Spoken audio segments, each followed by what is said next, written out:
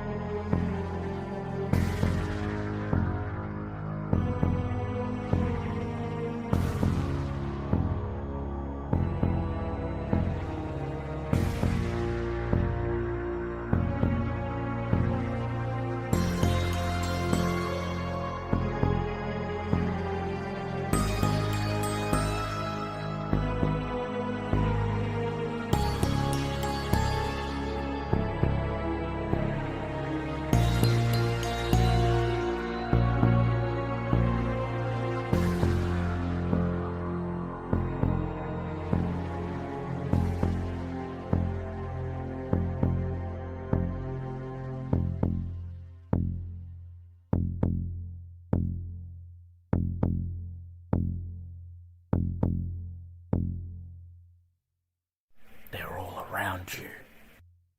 So, welcome to our mini session for Derek. Please keep in mind that this mini session actually takes place after our next session in the chronology. So, what we're going to do is, instead of using the hunger as it's written on your character sheet, we're just going to say that any time you gain hunger during this mini session, that'll get added to your starting hunger at the start of the next story. That way we don't complicate things. Okay, yeah. So, it's the night after Elysium. Elysium ended up going until pretty much the crack of dawn. And after Elysium, you didn't have time to check in on your newly acquired Thin Blood friends, but you did leave them with Sage for the night, assuming they'll be safe there. And so it's the next night now, and as you awaken in your makeshift church in the midst of Carlton, a couple blocks away from the Chantry at the University of Melbourne, Professor Cypher requires every Tremere under his command to be within a certain proximity of his own haven so that he may visit them at any time or may call them in to see him when he has business to discuss or menial tasks to bestow upon you. I would like you to please make a rouse check as you awaken, as the blood begins to animate your corpse. Yeah. Ooh, that's already one hunger. Already one hunger, okay, that's fine. And so you pull yourself out of your four-poster bed in your haven that is half library, half makeshift laboratory, and you stumble out into the church proper. Unfortunately, most of your herd are not present tonight. There are a couple of worshippers that are seated in the pews, and as you step out, they look up at you with looks of reverence, but judging by the pale pallor of their skin, you've fed from them recently, and so tonight you're going to make sure that you give them a chance to rest so as to not drain them more than you need to. Instead, you simply give them your blessing and leave them to their own devices. And you venture out into the parking lot behind your church, which was once a supermarket branch on the corner of this isolated street, and from the outside still bears many of the same trappings of this type of establishment. The car park, of course, is empty, as it's no longer used for its original purpose. The only car that's there is your beater. So you climb in, you start the engine, and begin the long drive down to the Red Star in St. Kilda, all the way on the opposite side of Melbourne. A journey that will take at least half an hour. And so as you negotiate the streets of Melbourne, wind your way through the CBD, over the Yarra River, and into the more industrial suburbs that are on the very fringes of the Camaria's domain, is there anything you would like to do, or are you heading straight to the Red Star? Yeah, nothing in particular at the moment, just getting to the Red Star, see how they're doing. Yep. Do you make any phone call to let them know you're coming, or do you just assume that the Thin Bloods will be waiting for you? Sort of assuming at the very least that Sage will be expecting me. Yeah, she probably will be. Yeah, she's the one I told, yeah. So focusing on quieting your beast, ignoring the slight stabs of hunger you feel, you make your way to the Red Star, eventually arrive about 8:30 p.m, park your car up underneath the overpass and walk towards the Red Star. And it looks much the same as the last time you were here. The windows are still boarded up.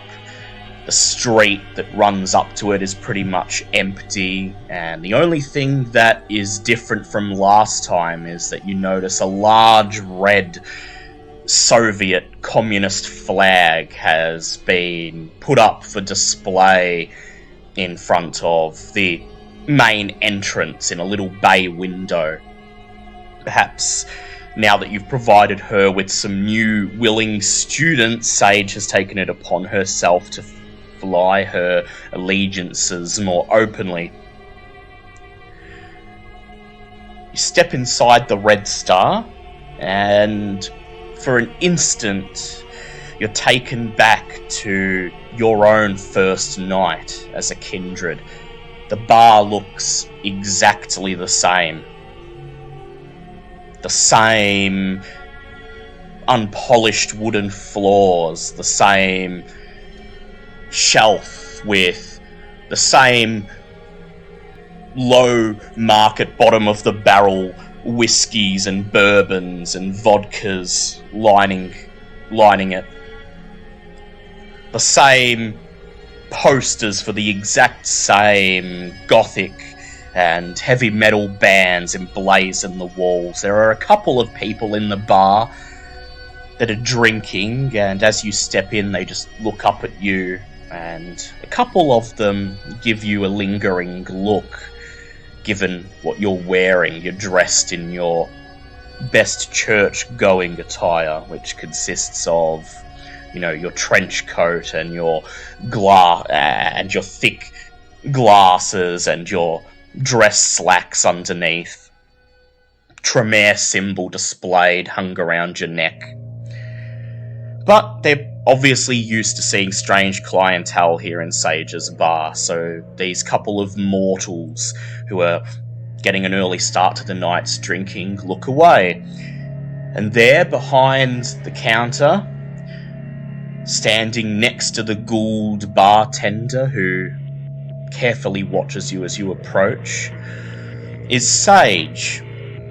And as you walk up to her, the wooden door behind the bar opens, and out steps someone you were not expecting to see.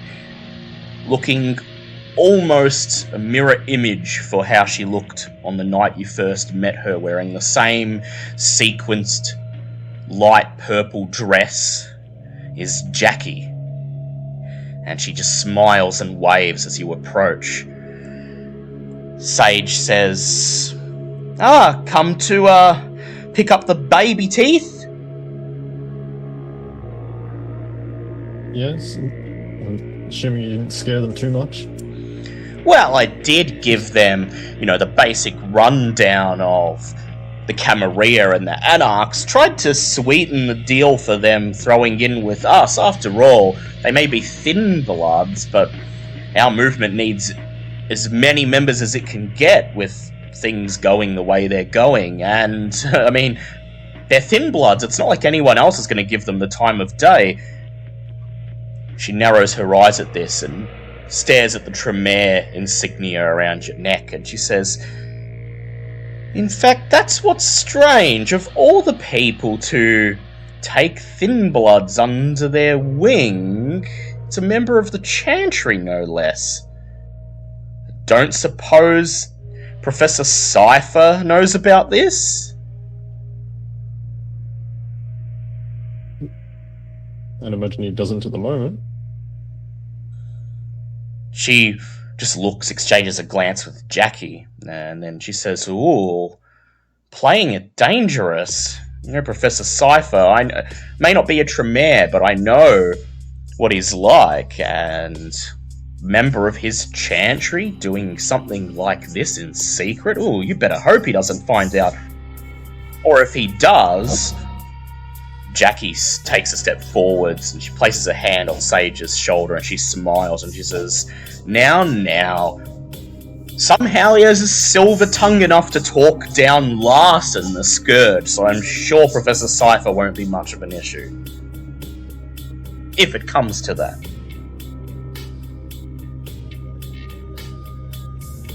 Hopefully it won't. Both of them nod, and then Sage says, well, I gave them some of Rusty's blood here. She nudges the bartender with her elbow. Not a lot, just enough for them to stave off the hunger frenzy. You'll be wanting to teach them how to hunt. And, well, Jackie here, I hope you don't mind. I called in Jackie. She's the one who's good at showing new Kindred the ropes. You'll remember. Me, I just want to lay down the recruitment speech. Jackie smiles and says, yes, well, I've told them what they are, told them what they should know about their condition, but, well, they're unlike any Kindred I've seen before, I'll tell you that much. I know they're thin bloods and all, but, well, train them up the right way, and I think they're going to be very useful. Oh? She says, you'll see. Just, you'll want to teach them how to hunt, maybe how to harness their disciplines. Aside from that, they're free for you to mold into your own image. Now, she says, shall we pay them a visit and let them know that their new sire has arrived?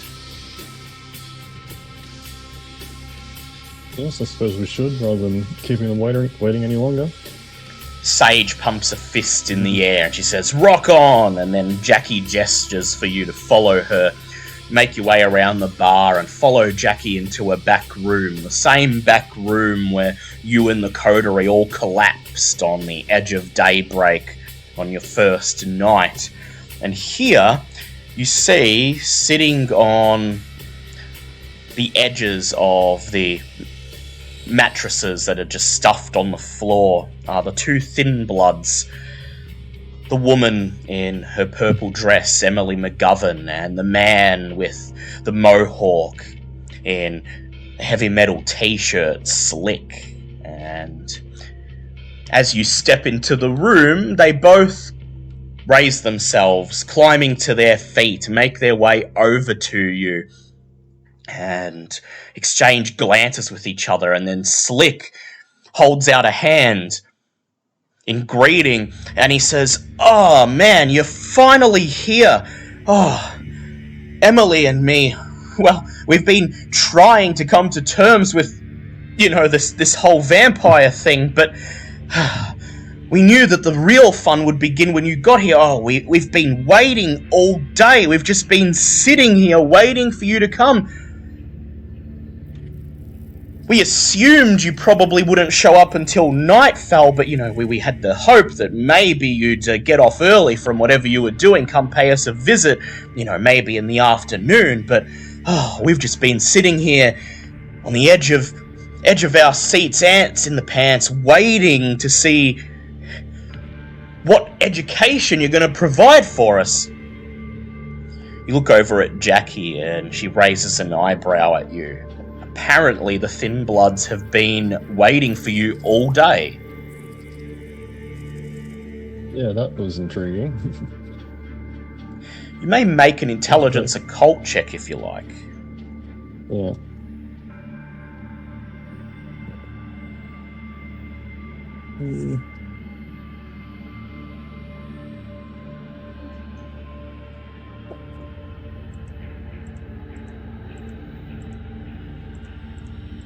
Ooh, okay, 3 successes. 3 successes.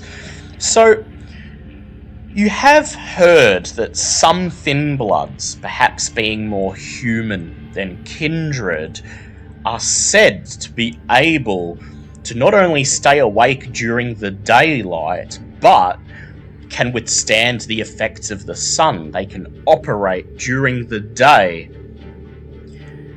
This is whispered, and it's nothing more than hearsay and rumour, but if these Thin Bloods are telling the truth, then perhaps it's true after all. You may have found 2 Thin Bloods who are actually daywalkers. Oh, okay. Do you wish to make any comment to them about this?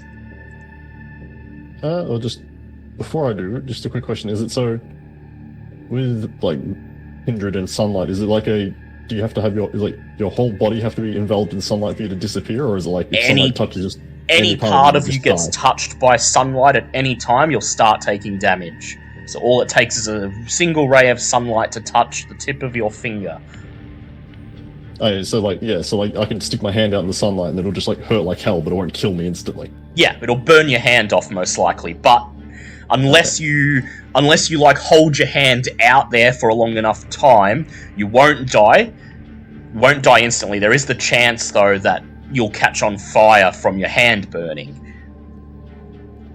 Okay, no, just thinking that, yeah, maybe having them tested so I don't want to accidentally kill them if it's wait until the sun rises and then stick your hand out and then they just burst into flames. Yeah, you wouldn't want to do that if they aren't actually daywalkers. Yeah. But there'll be ample time to test that. Yeah. No, yeah, so just after they said, I was just neither of you slept this entire time. They look at each other, and then Emily looks back, shakes her head, and she says, "No? Is that normal? I assumed that the vampires sleeping during the day thing was a myth after all. Neither of us have felt particularly tired, given what's just happened to us. Our heads are spinning with questions, and I don't think anyone could sleep in a situation like this." No, yeah, I guess that is fair enough. That's very interesting. But yes, I imagine you have a lot of questions, even with what Sage just told you. And yet, on your own night, despite the fact that you had a head bursting full of questions as well, yeah. The exhaustion seemed to overwhelm you and you could not resist. Slick just runs up to you and he, seemingly in a fit of misjudged bravado, reaches out and grabs your right hand, clasping it in a handshake, almost like he's almost like he's just been hired at a new job and he's shaking the boss's hand, and ignoring the look of shock on your face, he just says, yeah, a lot of questions, and, well, Jackie laid down most of it, but she said you were going to teach us how to hunt, and noticing your lips getting thinner and thinner, he lets go of your hand, takes a step back, and says, well, we may not have felt tired, but we are feeling hungry. And, well, we've been waiting for you to arrive so that we can find out how we're supposed to feed without, what was it? He looks over at Emily, and Emily shrugs and says, breaking the masquerade? Jackie nods and says, yeah, they want to know how to hunt without making a mess. Yes, which is going to be difficult, seeing as neither of you have... Well, you both have baby teeth. They smile, revealing, yeah, indeed, they don't have fangs, and Jackie next to you shrugs and she says, yes, they won't be able to feed like we can. Means they're going to have to go about it in perhaps a bit more of a violent fashion. She fumbles around in her clutch for a moment, and then she pulls out a switchblade with its handle encrusted in little silver rhinestones. And she holds it out, and Slick takes it, flicks the blade out, and then slides it back into the handle. And Jackie says, as long as you can get the blood flowing, I suppose you'll be able to lick the wound and cover it up when you're done. Of course, approaching someone with a knife is going to add a lot more difficulty to it.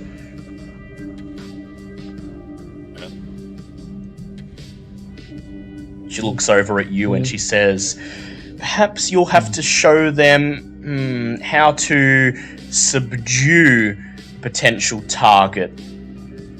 Get close enough to them that they can actually get the knife in. Never mind just waddling up and feeding from them. You're going to have to apply a bit of a more direct hand to this. Yeah, so, yeah. See where their strengths lie, and we'll try and work on those. Just try and help them figure out their feeding style.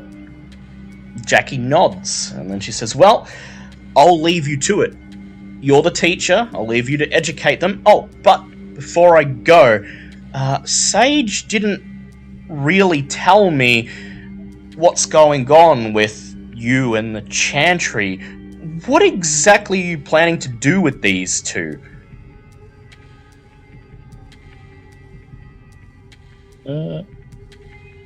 If I'm completely honest, not totally sure yet. She says, they well... they could be very good assets. She says, oh, if it's true what they're saying about staying awake during the day, then yeah, we could use them, but... Well, I ask because I'm not sure where they're going to stay. I mean, you could always put them up in your haven, but I'm figuring you want to keep this secret from the rest of the Chantry for now, and, well, I know how you Tremere guys are all tightly knit. Professor Cypher knows where your haven is, and he likes to pay a visit with little notice at all. There'd only be a matter of time before he realized you're keeping these guys there. Or, I was thinking, if you'd be willing to owe me a boon, maybe I could call up some contacts in the Anarchs. This wouldn't be the first time they've sheltered Thin Bloods. They have a speaker for the Thin Bloods. They call him, no, that's his role, he's the speaker. He speaks for the Thin Bloods. Randall Morrow, I think his name is.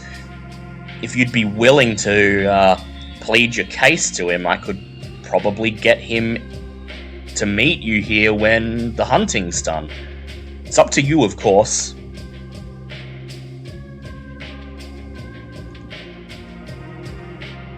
Okay. So you could keep them in your haven, but Yeah.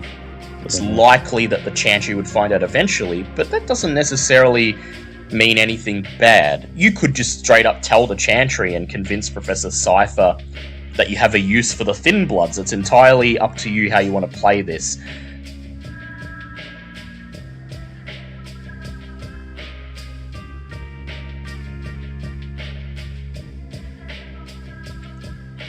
These are out, yeah.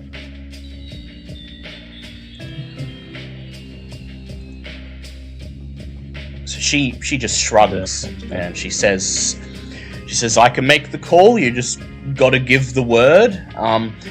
Just remember, most of the Camarilla, not good with Thin Bloods. Hell, they're not going to destroy them on sight like Larson would, but if you want these guys to have the best chance of survival, my recommendation would be the Anarchs. But they're effectively your charter, so whatever you think is best, I'm willing to defer to you.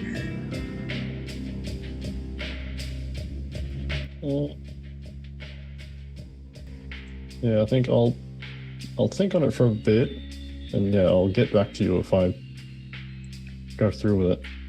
She nods, gives you a thumbs up. She says, just give Jackie a call, and we'll set up the appropriate meeting if that's what you want.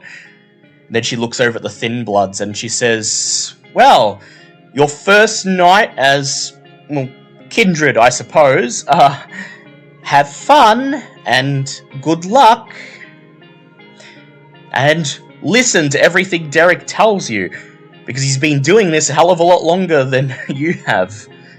And then she smiles, looks over at you, and she says, and that goes for you as well. Best of luck, I think you're going to need it. And then she steps out of the room into the bar, leaving you alone with the Thin Bloods. The two Thin Bloods immediately approach you, gathering around you. Eager, yet questioning looks on their faces. They're waiting for you to give their first order.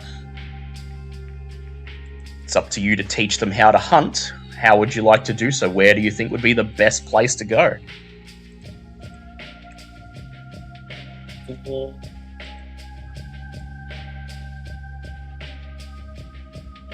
And my initial thought was going to be, because I know the area around my haven is now my domain. It is, yes. Because then I don't run any poaching problems. So you could, go to your own domain, and that is your domain, and you can do whatever you like there. This area, however, is Sage's domain, and you could probably hunt here, but she might wish something in return, perhaps a future boon. Alternatively, if you don't fancy the long drive all the way back through the city to your own domain, you could take them into the CBD, into the Rack, which is the Prince's domain, and free for everyone to hunt so long as they respect the traditions.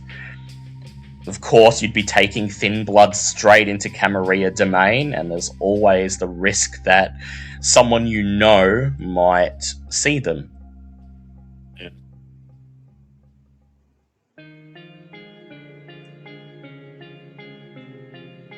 No, yeah, I think for the first night I'm going to take him back to my domain. Yep. And then I can ask him sort of questions on the drive.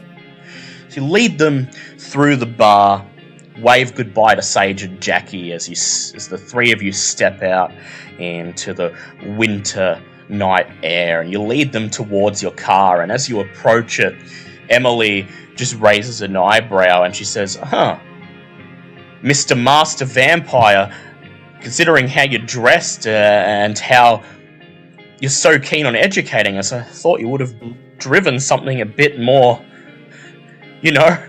fancy.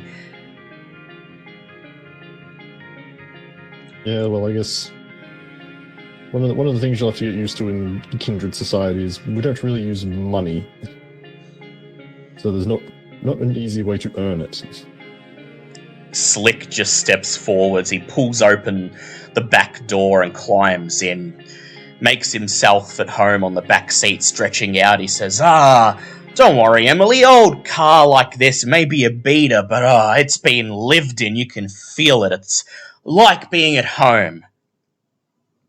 She just shrugs, climbs in next to him, then you shut the door on them, climb into the driver's seat, and start the engine.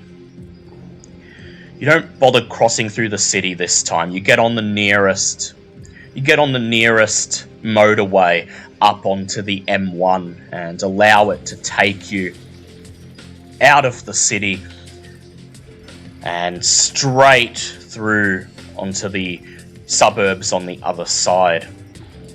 And as you merge into the parade of cars making their way down this artery around the city, you notice the two thin bloods are just staring straight at the back of your head. You could see them in the rearview mirror.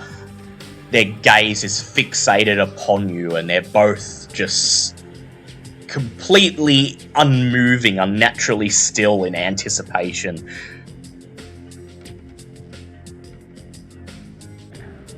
Yeah, I guess then, as I'm driving them back, I'm just asking questions, asking them basically trying to say, what were your strengths in life? Were you a people person? Did you like to work out?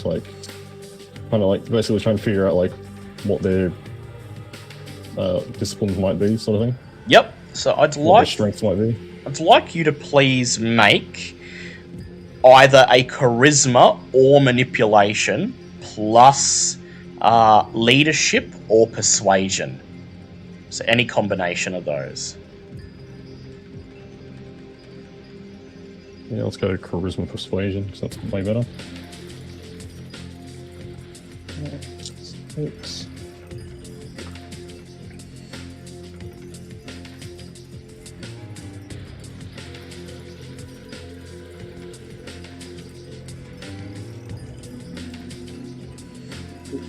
Ooh, okay, so that's 4 successes with 2 being a critical, so that's 5, isn't it? Oh yeah.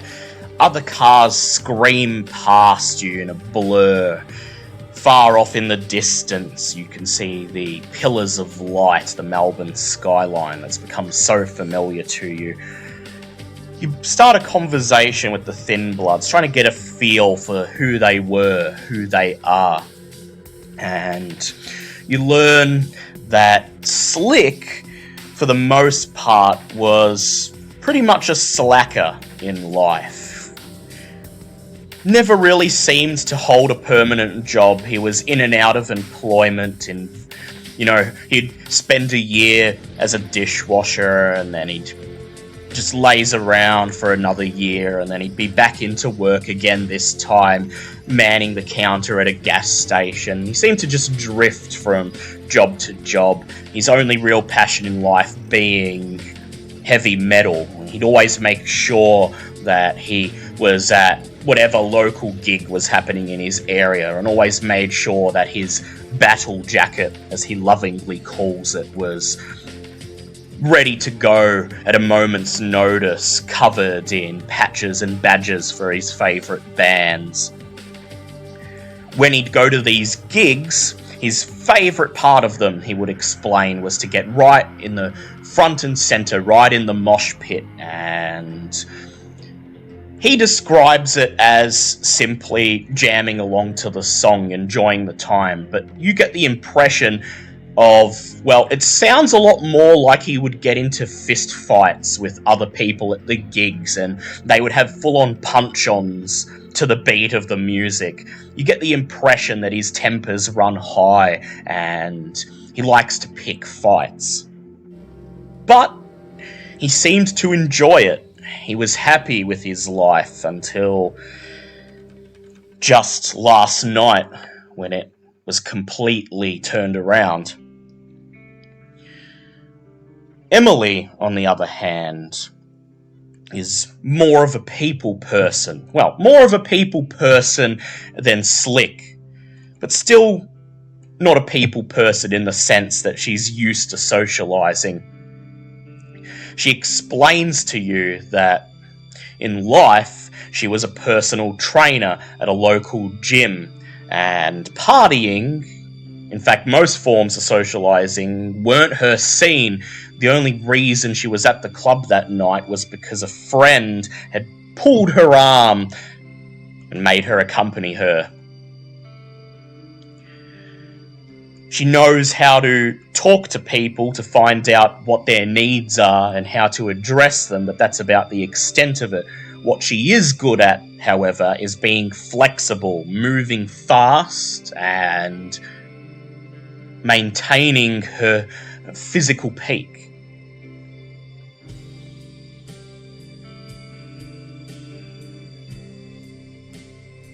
Okay. With this in mind, you may make a wits insight check.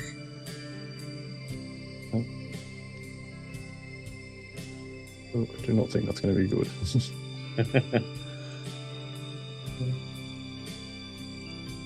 Yeah, I'm going to rouse wits for this. Go ahead. See if you can detect any sign of any discipline with this information. Okay, so it's a success on the rouse, so I don't get hungrier. Yep, that's good.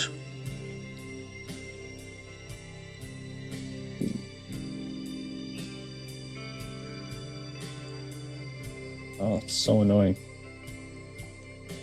I got one success, but it was a critical, but it's only one, so... Yeah, it's only one.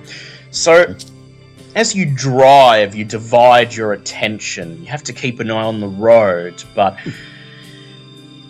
You summon your vampiric wits, your hunter's sense, pumping the blood through your body to try to see if either of the two is exhibiting any sign of any discipline. You know that Thin Bloods usually don't have disciplines of their own. Usually they rely on Thin Blood alchemy to mimic the powers that come naturally to other kindred. But occasionally, in rare cases, they have a hint of the curse of their sires and may exhibit some disciplines on their own. You notice that as you drive, Emily seems to be pressed up against the window, and she's tracing the cars as they drive by with her finger swiping with unnatural grace and dexterity across the glass as she traces the passage of each car perfectly. Meanwhile, you notice that Slick spends the entire ride with his fists clenched. Perhaps he's feeling a little bit tense, a little bit nervous as he's about to hunt for the first time. But you notice the more he clenches his fists, the more they seem to sink into the upholstery of your car. And when he finally moves his fist, there's a fist-sized groove left in the leather, almost as if he's sunk his fist into the seat with such strength that he's left a permanent mark. And you suspect that they may be exhibiting celerity and potence.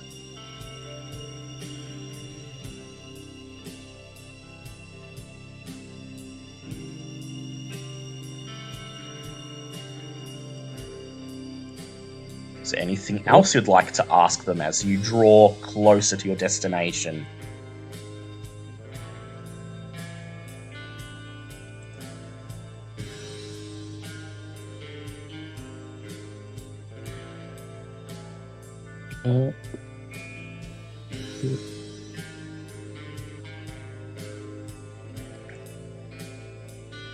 At least you have a feel for how they might like to hunt.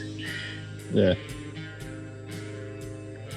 Anything else you'd like to feel out about them? I'm trying to think. I guess would part of the conversation would have been about like if they've had any like actual like fighting experience, but I'm guessing like with Slick would have just been him just getting into punch on.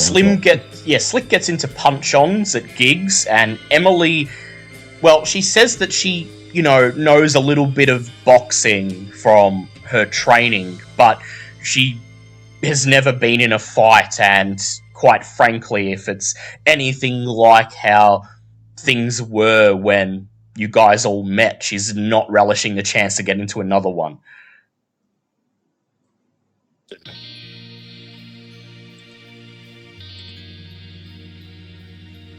But that's fair. You're not teaching them to fight, you're teaching them to hunt. Yeah. They do seem to have some abilities and might be able to defend themselves if it comes to that, but if you teach them well enough, they won't need to defend themselves. Yeah. So yeah, just trying to use that knowledge. I'm like, all right, so they don't have fangs. How are they supposed to? Yeah, how are they going to incapacitate someone and without making too much of a ruckus?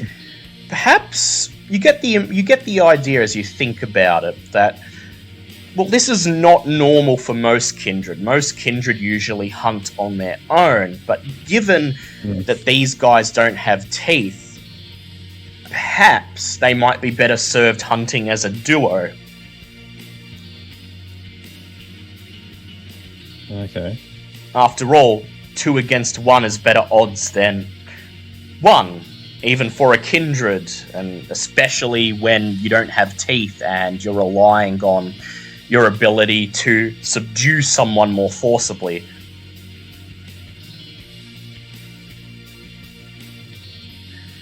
So the car...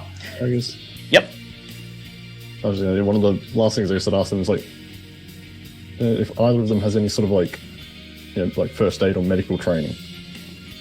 First aid or medical training. They look at each other and Emily nods and she says, yeah, Cert 1, gotta have it if you're gonna be a personal trainer.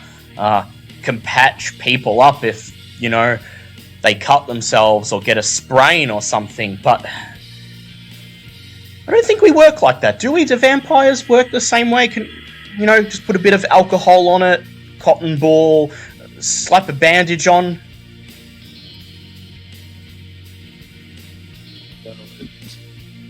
No, my thought was actually for your targets, actually, seeing as you don't have teeth, so you'll need to be using a knife or something. The two of them just say in unison, right.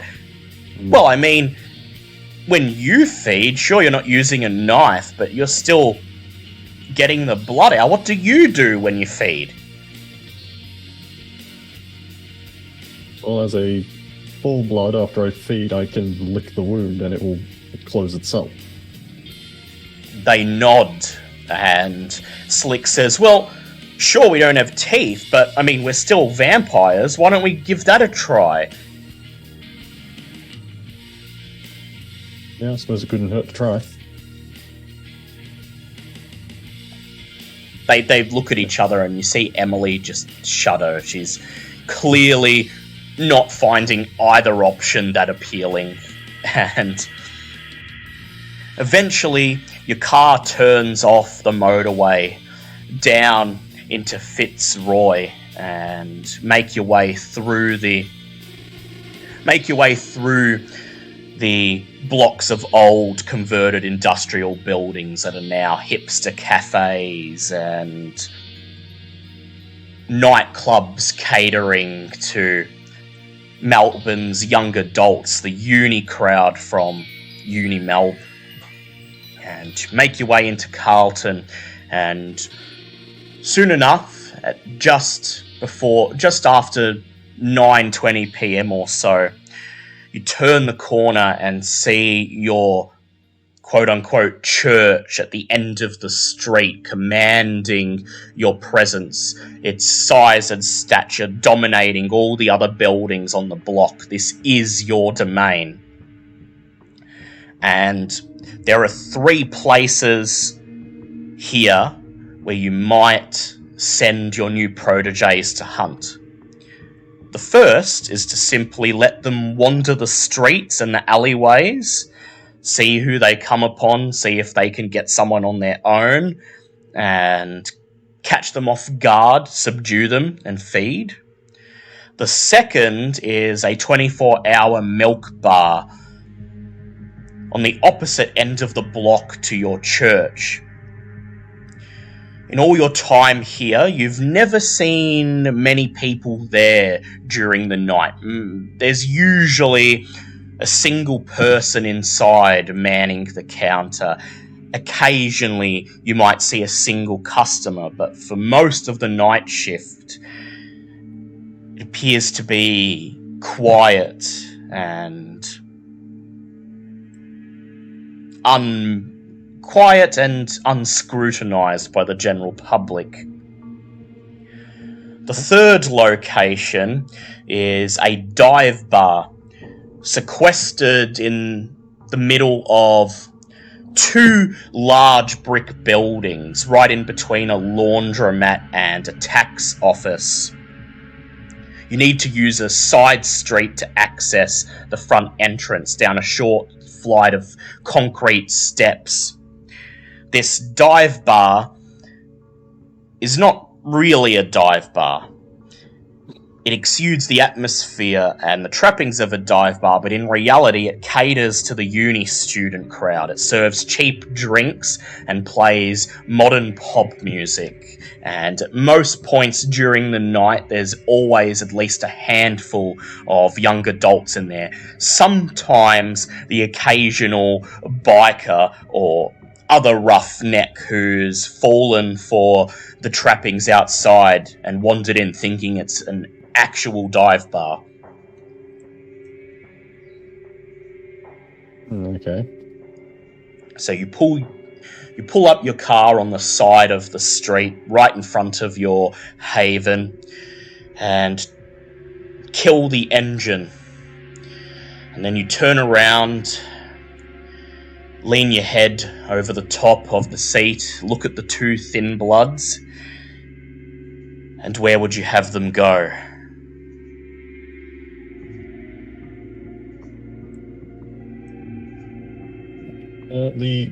The bar, is there like other buildings around it? So it's wedged right in between a laundromat and a tax office, but both are closed at this time of night.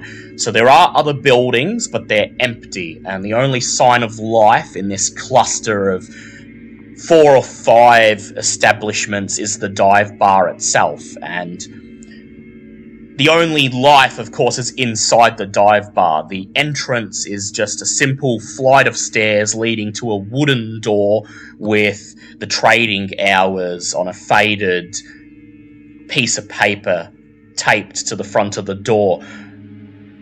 If you get close enough, you can sometimes hear the bass of the music from inside, but walking past, most people wouldn't even think that there's a bar there.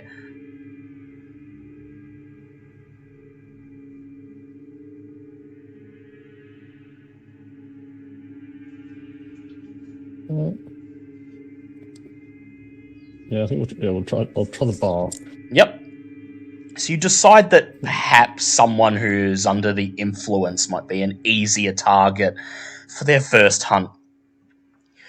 And so you gesture for them to follow you, climb out of your car, and lead them down the road, past the shuttered laundromat, down the side street, and then you gesture towards the wooden door at the end of the staircase, telling them that the dive bar should be full of potential victims, mostly uni students, young, naive, and hopefully drunk enough that they should be able to get the drop on them.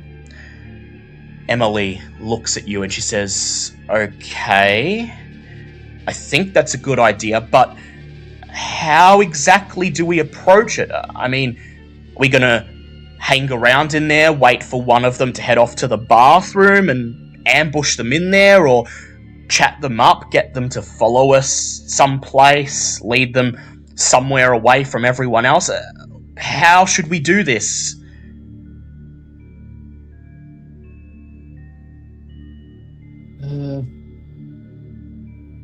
I mean, both are viable options. Sort of go with whatever you feel is more natural. Slick looks at her and he says, Well, they're drinking a lot in there, right? And when you drink a lot, you gotta piss a lot. So I reckon We just follow one of them into the bathroom, get them while their back's turned. I'll pin them to the wall or something, and then you get the knife in, alright? She nods, and then she looks back at you, and she says, I don't know. You've done this plenty of times. Do you think that's a good plan?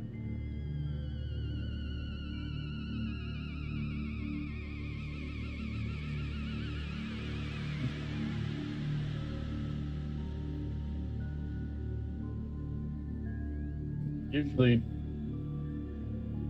even though it's the two of you, it still probably would be best to get them unconscious. That way, you won't cause much of a hassle. Right, says Slick. Well, I mean, I think I can do that. I've knocked a bloke unconscious a couple times in my day. So long as we get them on their own. And I mean, we're talking uni students here. Like, we're talking, hipsters and vegans and, artsy people, right? So they shouldn't put up much of a fight. Like, just jump out, smack one of them in the back of the head, and, well, that should be right, I suppose. He says, so, what about you? You going to come in and keep an eye out for us, or is this entirely on us? I'll be keeping an eye on things, but I'm going to mostly see how you do. They nod, and then... Yep. Yeah, and I'm presuming this was something Sage told you, but just as a reminder, it's only knock them unconscious, don't kill them. Slick exchanges a glance with Emily, and they look back at you, and then they shudder, remembering the hunger frenzy and the sheer force of destruction that they became. Slick says, yeah, got it, boss. No killing. I mean, we'll try. Hopefully I can not let my strength run away with me. I think I got a handle on it while we were waiting in Sage's place. Let's hope I don't hit him too hard, eh? And then he takes a step forward and reaches for the handle on the wooden door, pulls it open, and admits you and Emily into the bar.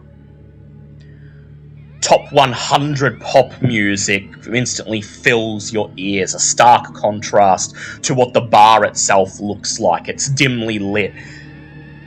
The few lights that are on are barely able to illuminate the entire bar space.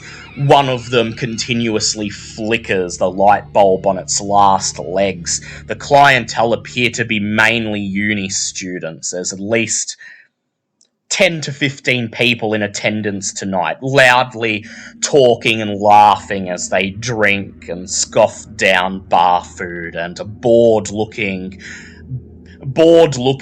bartender behind the bar, a girl of about 22, 23.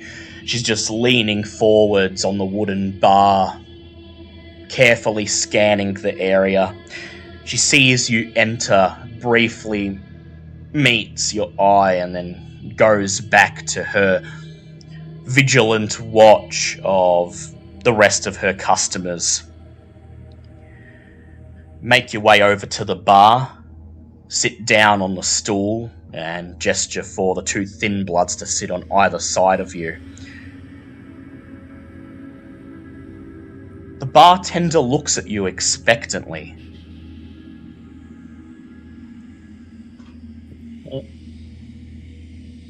Yeah, I'll order a round of drinks for us. Yep. I'm not a drinker myself, so I don't know what to order.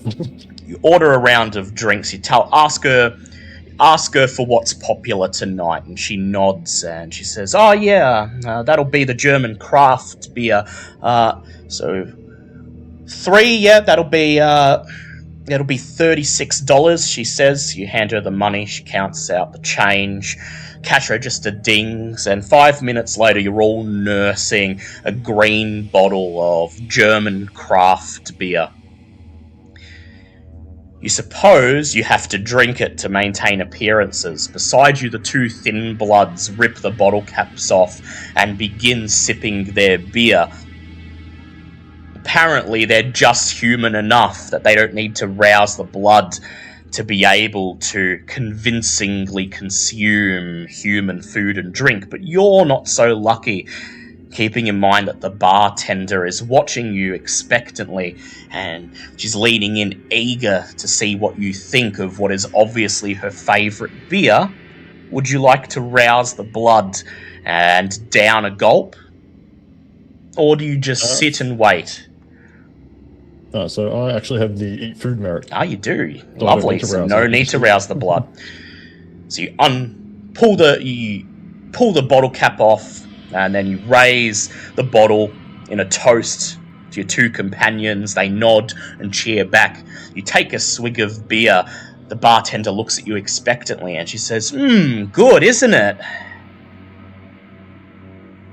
Yeah, it's surprisingly good. She opens her mouth to say something else, and then in the background you hear shattering glass and a loud cheer. Hey, taxi!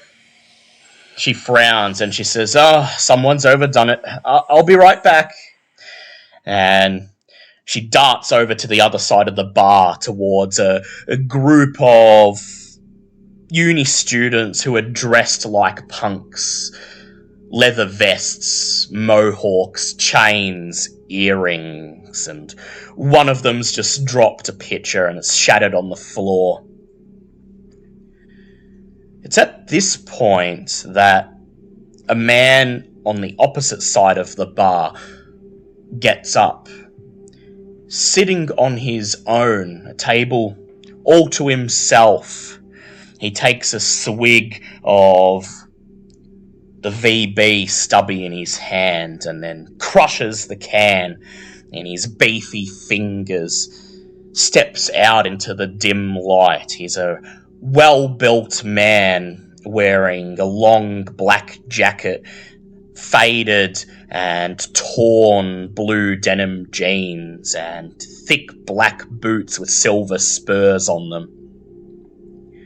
He finishes crushing the can, throws it down onto the table beside him, and then looks around. His gaze fixates upon a small hallway a couple of meters away from you, beyond the edge of the bar. The hallway that leads to the bathroom. And then he begins to make a beeline to the toilets. The two thin bloods watch him disappear around the corner, and then they look at you, waiting for the order.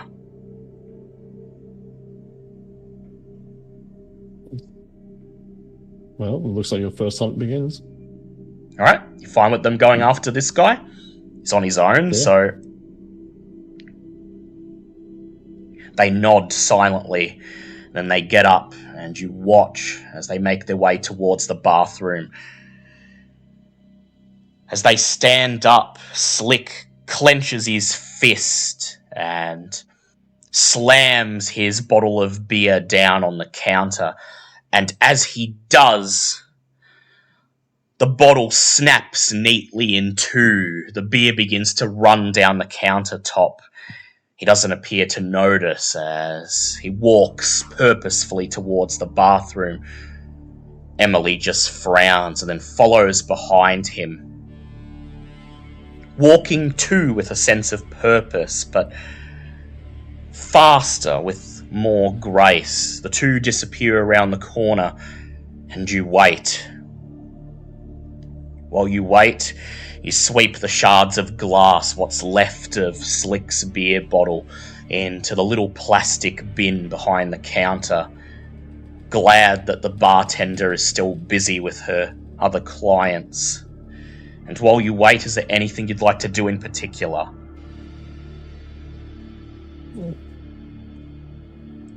I just sort of like give it a few seconds, and then I'll sort of try and casually like make my way over to like the head of the corridor that heads the way down, just to sort of like try and keep an ear out on them. Yep. So, trying not to be conspicuous, I would ask you to please make either a Dex stealth check, or a manipulation subterfuge check. Ooh, manipulation substitute.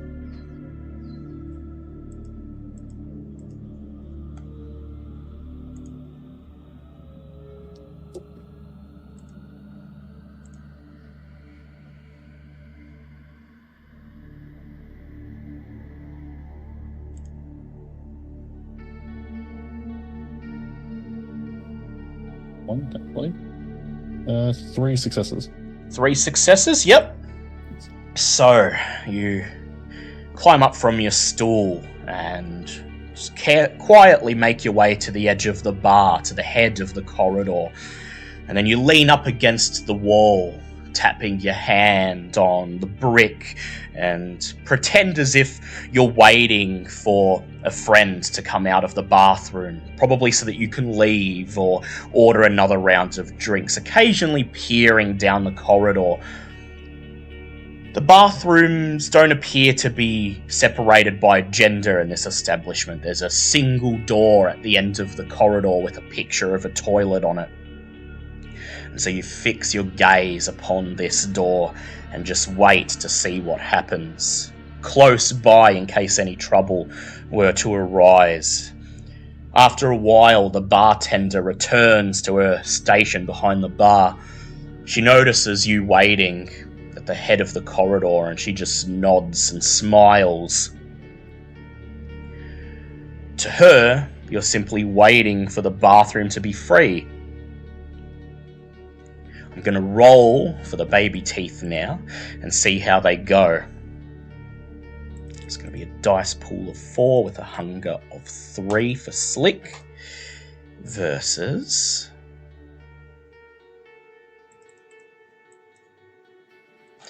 So you wait for a moment. The tension building. It's becoming so thick that you could cut it. And then, after a solid minute has passed, you hear something that makes your heart sink. The sound of smashing glass and tile and a muffled scream. And then Emily's voice in a waver shouting, little help!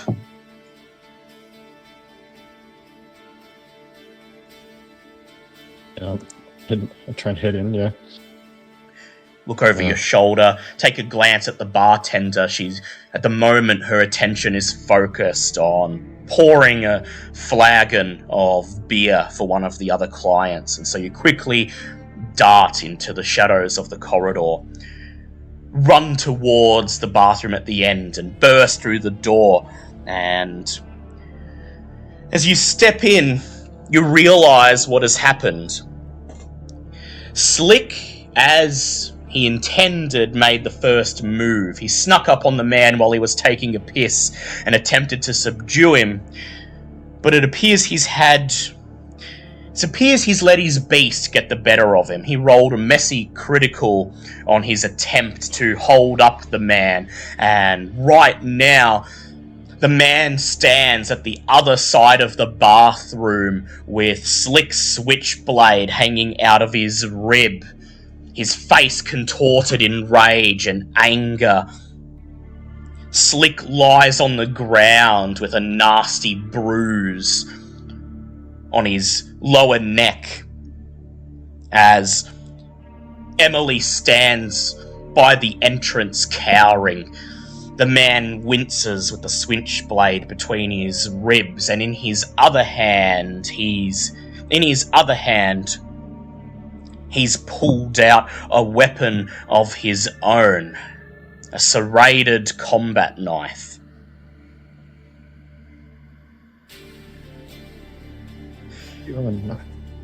As you run in, he sees you enter, and he looks in your direction. He says, "Oh, what's this? Another fucking pussy here to knock old Conrad off his fucking... knock off old fucking Conrad when he's taking a piss."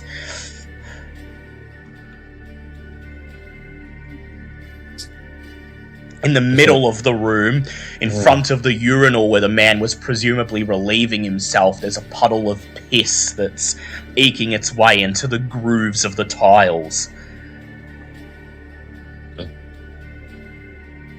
Just let out a sigh and just look at him, just go to sleep. Very well. Go ahead and please make... first, rouse the blood.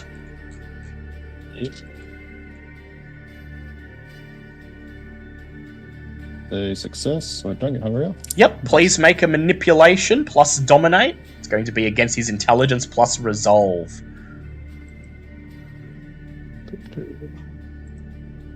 Just want to play. Monopoly.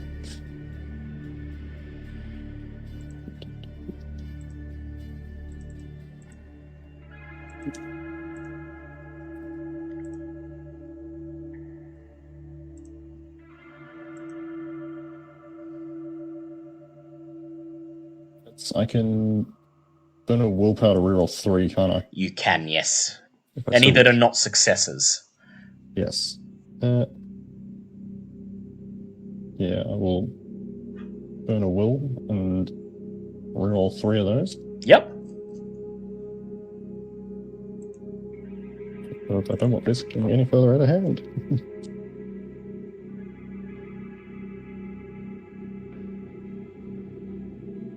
Yeah, that's much better. So now it's 4 successes. 4 successes to his 2 successes. Look him in the eye and you bark your usual command, go to sleep.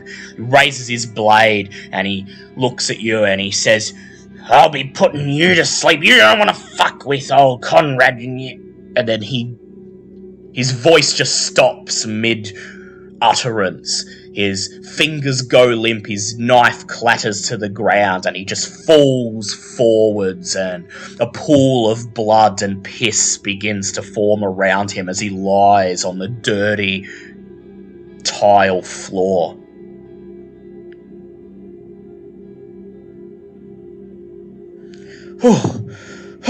Says Slick, breathing heavily. Oh, man, I had him. I held him up. He couldn't fight back, but then there was like something in me, and it was just telling me, take it further. No, don't hold him up. For some reason, I wanted to do serious damage, and so I plunged the knife into his rib, and then pushed him away from the urinal, and man, he whirled around with... I was not expecting that, for I knew it, he'd whipped out a knife of his own, sent me flying across the room, was ready to pounce on Emily here until you jumped in. Emily nods. She says, yeah, swung his knife at me. I managed to dodge, and might I say, I don't think I've ever done anything like that. That guy was fast with his blade. He turned around, he recovered from Slick pushing him within seconds, was charging at me with the knife. I jumped back, and it was like I was moving with the air. I leaped back, and I covered half the room in a fraction of a second. I was standing with Slick, and next thing I know, I'm at the entrance, and I'm calling out for you. You nod. She used her celerity to dodge his attack. Seems to have used it quite effectively. Slick, on the other hand, seems to have overdone it with his potence, inflicted some permanent damage on the man, and botched what was supposed to be a simple exercise of holding him up. But you look at the two of them, and you see their bloodshot eyes, their pale skin. It's obvious that they're already quite hungry. After all, Sage said she only gave them what was necessary to stave off the hunger frenzy. Perhaps you should have known that there was a chance of their beast rearing its ugly head in this crucial moment, screwing everything up, forcing Slick to go in for the kill. Ah well, it's done now. The two thin bloods shrug. You see them staring longingly at the collapsed man, blood pooling around him, gushing out of the stab wound in his rib, mixing with urine, and yet they're so hungry that even this looks appetizing to them. But they're waiting for you to give the word. So does the bathroom door have like a lock on it, or is it like... You look around, and indeed it does have a lock. It's got one of those little metal latches that you can latch it shut, so from the outside it'll say occupied.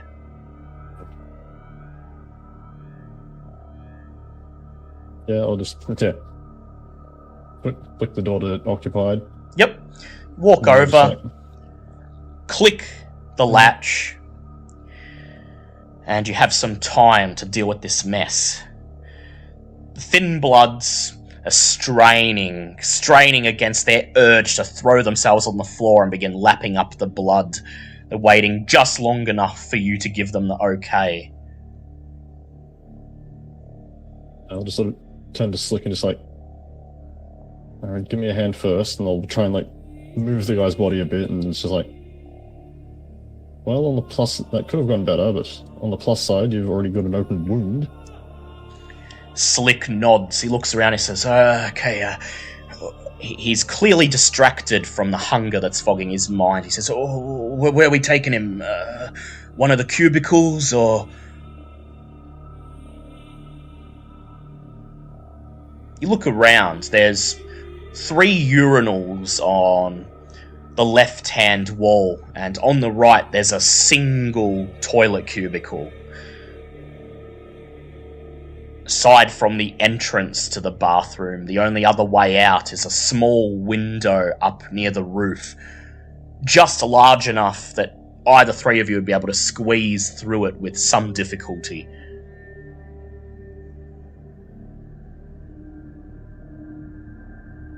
So is it just a regular cubicle? Or Yep, like just a regular cubicle.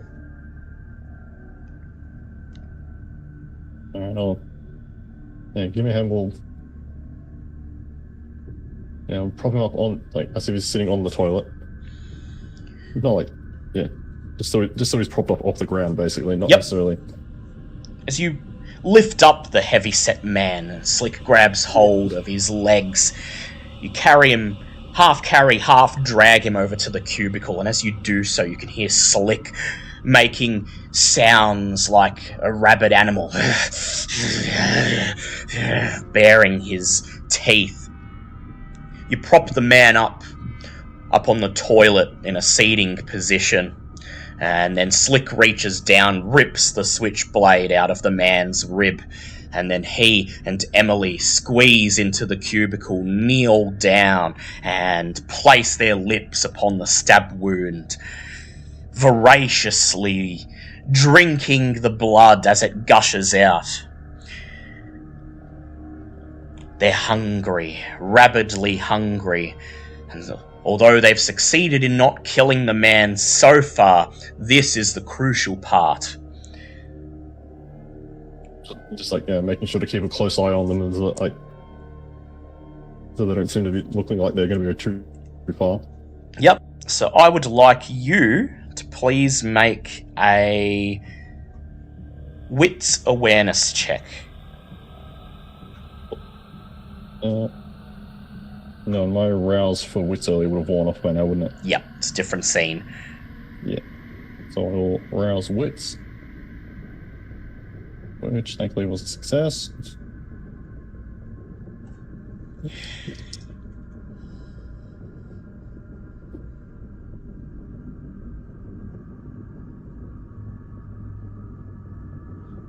And better, only 2 successes. 2 successes, okay. Hopefully that's enough. You just stand there in the doorway of the cubicle, watching the 2 Thin Bloods gorge themselves as they slurp up the blood, noisily splashing it around them. The man, old Conrad, groans and moans in pain. You see Slick begin to twitch. At some point, Emily withdraws, breathes deeply, and looks towards you. She says, I don't feel like I've had enough, but I know I have. don't want to take any more. You nod. Then you look at Slick. He's still going, and as Emily reaches out a hand to coax him away, he just growls like an angry dog. Continues drinking blood, and at this point you notice he's on the verge of draining the man. So you step forwards and with Emily's help forcibly pull him away from his victim. He snarls, but within seconds composes himself. He takes a deep, contented sigh. He looks at you, he says, I got carried away. I wanted to stop, but that voice within me had said to keep going, and He looks down, he says, I guess if I did, we might have drained this guy dry, right? Yes, you would. Emily just says, okay, now, let's try this. She raises a finger in the air and then she kneels down again, placing her lips close to the stab wound. And then with a look of utter disgust on her face, you watch the tip of her tongue peeks out between her teeth and runs over the surface of the man's skin. Miraculously, although she does not have fangs, it appears that element of the vampire curse, at least, is still within them. She stands up, and the stab wound is gone. Conrad looks no worse for wear, save for his skin being much more pale due to all the blood loss. The front of his denim jeans stained with piss and blood. Oh, well, that worked, she says. Now, what do we do? Just leave him here and...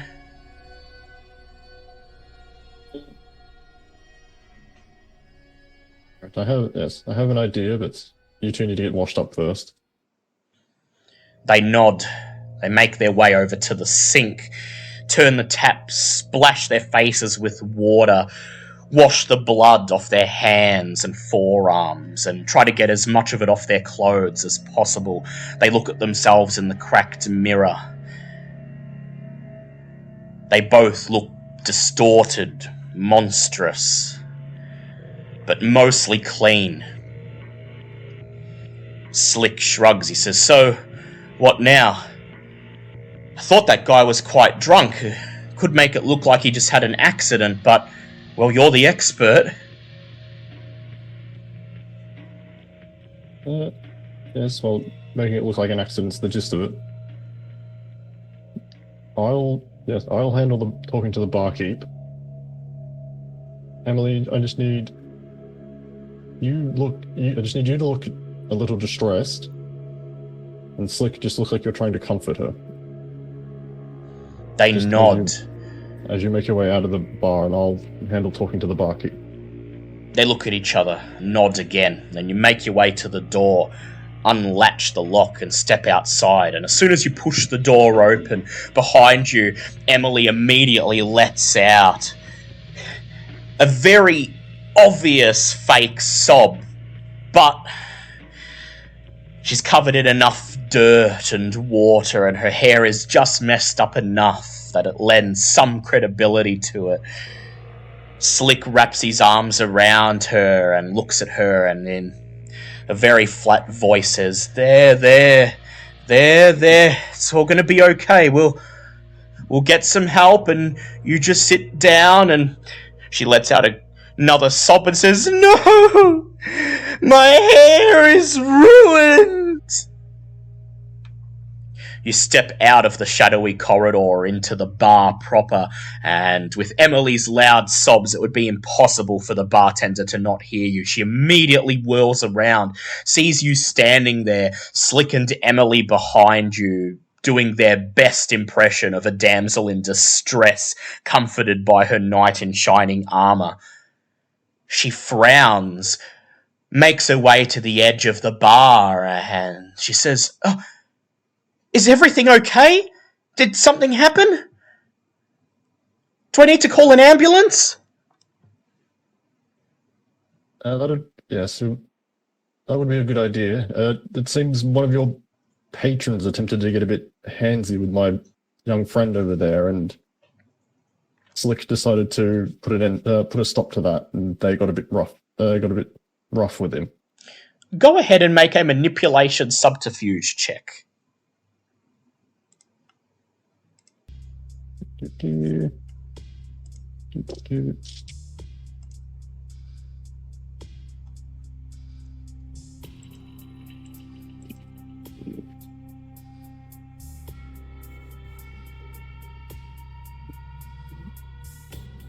It is 5 successes. 5 successes? Okay, I'm going to get the baby teeth to roll a performance check. So, It's okay. I protected your honor, right? Says Slick, while Emily lets out another wail. He grabbed my boob! And I'm going to roll for them a manipulation performance check. So that's going to be a dice pool of 4 for both of them. So that's 4 successes all up, so 9 successes with yours. Immediately the bartender goes red in the face. She frowns and she says, "Oh, it was that Conrad guy. Oh, I knew he was trouble. He's something of a regular, but there hasn't been a single time he's been here when he hasn't tried to pick a fight with someone. Some sort of veteran or something, so I feel bad to turn him away, but, you know, calls people pussies and asks them to have a go, and you know, all the toxic masculinity you'd expect from someone like that is clearly not well. Well, look, I'll call the police, and well, he won't be welcome here again. Your friend, is she okay? Does she need anything? She just trails off, looking around from left to right, stunned, speechless, trying to decide what to do in this situation. We'll get her home. We'll make sure she's looked after. She nods. She says, Conrad's okay, right? I mean, I know your friend fought him off by the sounds of it, but Slick says, don't worry, he'll live. Took a bit of a slip on his own piss, knocked himself out. He's sleeping it off in the toilet cubicle there. But he's okay. She nods and she says, okay, well, I'll call the police. And if you're sure you'll be fine getting your friend home, I can call a taxi, an Uber, anything you like. I'm so sorry this happened. She looks over at Emily with a look of genuine sorrow on her face. Emily just nods and says, no, it's fine. I just need to get home and clean myself up and lie down. Bartender nods.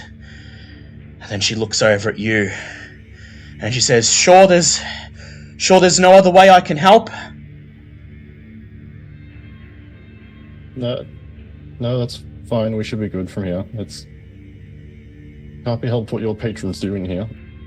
She nods and she says, all right, well, I'll have it dealt with. Please, look, when you get home, she reaches under the bar, pulls off a yellow post-it note, scribbles something down. She says, this is my phone number.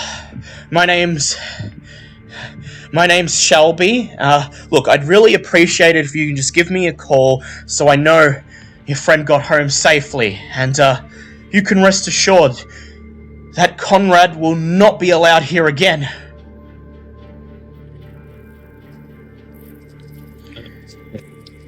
Thank you. Yes, I'll be sure to let you know. Take the post-it note and you nod, and then you turn around, make your way through the bar, the uni students cheering and reveling. their night going on as if nothing happened. And then you look behind you, over your shoulder to the Thin Bloods. They flash you a surreptitious smile as you push open the wooden door and step out into the night beyond. The journey back to Sages is uneventful. It's made mostly in silence, although you do congratulate the Thin Bloods on their first hunt, a hunt that could have gone very badly if you weren't there, but nonetheless a hunt that went well.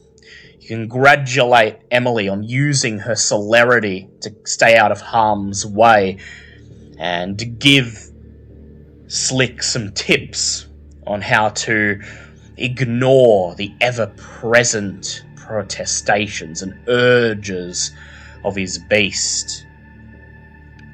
And as you guide your car once again through the city, as the digital clock on your dashboard ticks over 10 past 10 p.m, you turn your attention to the last conversation you had with Jackie. Where are these Thin Bloods going to stay? You presume they'll be spending tonight again in the Red Star, as there is more education for them to be guided through. But eventually, they will need to be relocated to a permanent haven.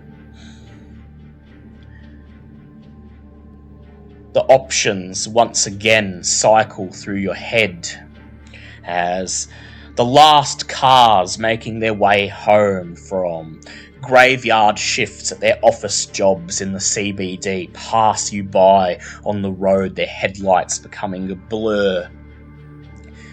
You could keep them in your haven, try to keep them hidden away from the Chantry for as long as possible.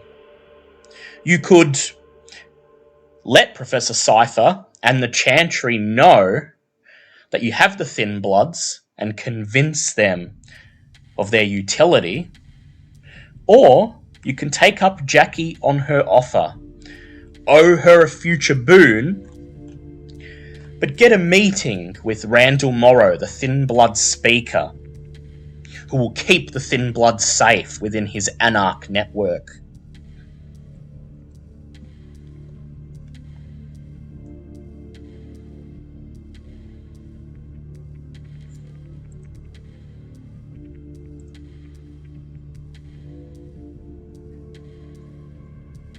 I think for now I'll make some room at my haven. Yep. We'll keep them there for now. Keep them there for now. And will you be telling anyone in the Chantry that you have them?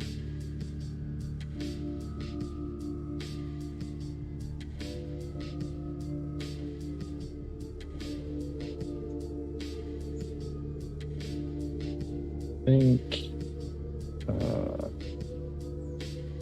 no, not at the moment. But then I think on one of the future nights or something, because this is all technically after next session, isn't it? So yeah, but I think you'll be seeing Professor Cypher in the next session in Elysium. But I think at some point, yeah, I mean, in the next session in Elysium, you might actually go up to Professor Cypher and, broach the topic with him and see how he feels about you keeping Thin Bloods. There is always your mauler, Seth. I was thinking about him. You could let him know that you have people who you're keeping safe from the Scourge in your haven, and trust that he'll do his best to deflect Professor Cypher's attention for as long as he can.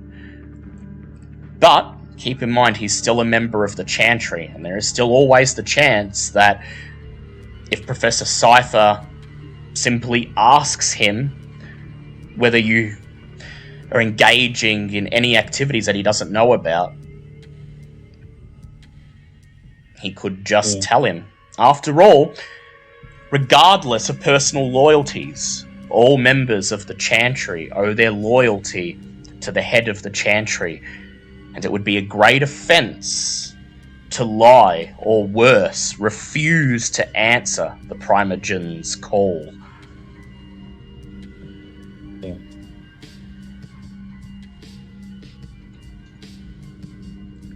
Yeah, But I think it'll be. I'll go with something like that. Like, I'll tell Seth that I'm keeping 2 people, like keeping some people safe from Scourge at the moment.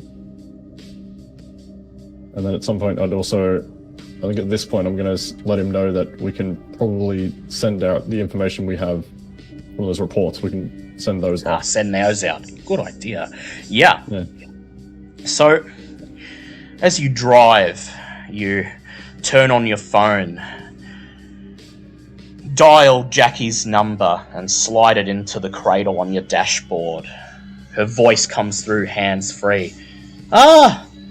Training day over.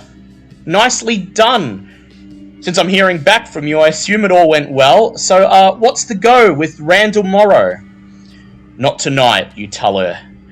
Bringing him back to the Red Star. Got more training I want to do with them, but when all is said and done, I'm going to bring them back to my haven. I'm going to take a chance. To take a chance, she says, but the Chantry... Eventually you'll have to... You cut her off. Don't worry. I have plans.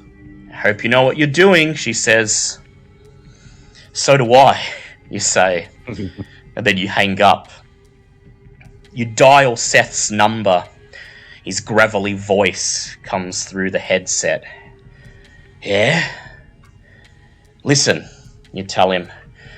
I know you've taken me under your wing, and I know that you go out on a limb to do this, and I know that when push comes to shove, if Professor Cypher asks you to do something, that has to go first. But I need a favour. A favour, he says. This wouldn't happen to concern that little conversation you had with Professor Cypher at Elysium last night. Now, does it? Maybe, you say. Maybe not. Got some people that the Scourge wants dead. And I think they're going to be useful. You hear Seth scoff. People the Scourge wants dead. Thin bloods, you mean? You're going to squirrel them away in your haven? You silently nod, and then you say, well, I already gave you that intel on the SI, and these 2 are going to be our ticket to even more. They can pass as human. I haven't tested it yet, but they claim they can withstand the sun, can operate in the daylight, and if that's true, then you hear Seth purr on the other end of the phone. Yes. I agree. They could be useful. Look, I'll do my best to keep the professor out of your hair, but you know how he is. Eventually, he's going to want to pay a visit to your haven. You know how he likes to be up to date on what every member of the Chantry is doing, right down to what's in their haven. Control freak, but that's the Tremere way. I'll try to get him to put it off as long as I can, but he will eventually find out. And when he does, I'll back you up, try to help you with the argument that these thin bloods will be useful, but the rest of it, you're going to be on your own, understand? Yeah, I'm not expecting you to put yourself out any further than you already have. I'll try, though, he says. A lot of Camarilla, they hate the thin bloods, but, well, you've read the same books I have. A lot of knowledge squirreled away there in Professor Cypher's library. All those mortals on the university campus. They have no idea what sort of things are waiting for them in the restricted section in that old library in the basement of the humanities department. I agree. If the SI are a real threat, and those files you gave me suggest they are, then we're gonna need infiltrators. You can bet they'll have infiltrators of their own. The best way to fight fire is with fire. And those thin bloods seem to be best placed for that role. You agree with him, and then you say, look, I'm not asking you to put yourself on the line with nothing in return. That info I gave you about the SI, send it Professor Cypher's way. I hinted to him in Elysium last night that something important was going down, that I was working on something behind the scenes. He'll be curious as to what I've been doing, and maybe this will be something to tide him over. Keep him from asking too many questions, at least a little bit longer. Pass all that info, all that intel up through the chain, up to Professor Cypher, says Seth. I can do it, but are you absolutely sure? Once I get it out there, once it's in the Professor's hands, we can't get it back. The entire Chantry will know, and, well, Professor Cypher's a primogen.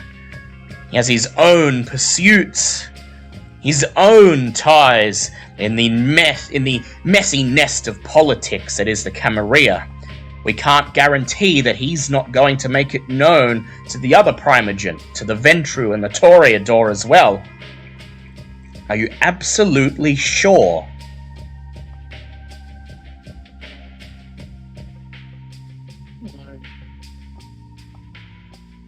Mostly sure, but sure enough. There's silence for a few moments. Just the hum of the car engine sputtering down the motorway. The sound of other vehicles whooshing past. The thin bloods exchange silent glances. You let Seth's words hang on the air. And then finally, he speaks again. Okay? I've just hit the button. Email's out there. Should be in the Professor's inbox right about now. No turning back from this point. Hope you know what you're doing. So do I. And with that, as your car speeds along through the city, leaving the CBD behind, and once again being engulfed by the shadows where the anarchs lurk, where the likes of Sage, Jackie, Cisco, and Thomas Roth conduct their nightly court, we end this session. You gain 2 experience points. In addition, you gain 3 dots of allies to represent the Thin Bloods.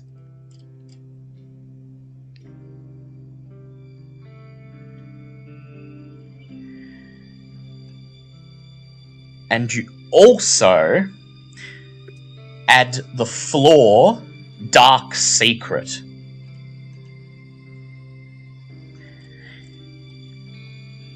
You are fostering Thin Bloods who, for all intents and purposes, are fugitives of the Camarilla, unauthorized embraces, and high generation embraces at that, harbingers of the end times, or at least the Scourge would have you believe. And although the information you've released, along with Seth's well-placed prodding, should keep Professor Cypher out of your hair for quite some time, it's still a ticking time bomb. One night, sooner or later, He's going to pay a visit to your haven, and one way or another, he's going to find out. And then you'll be in the frying pan. It was one thing to talk down Larson, but talking down your own Primogen, making such a blatant display of subordination against him, that's going to be a tough sell. So please go ahead, add 1 dot flaw to your character sheet, Dark Secret.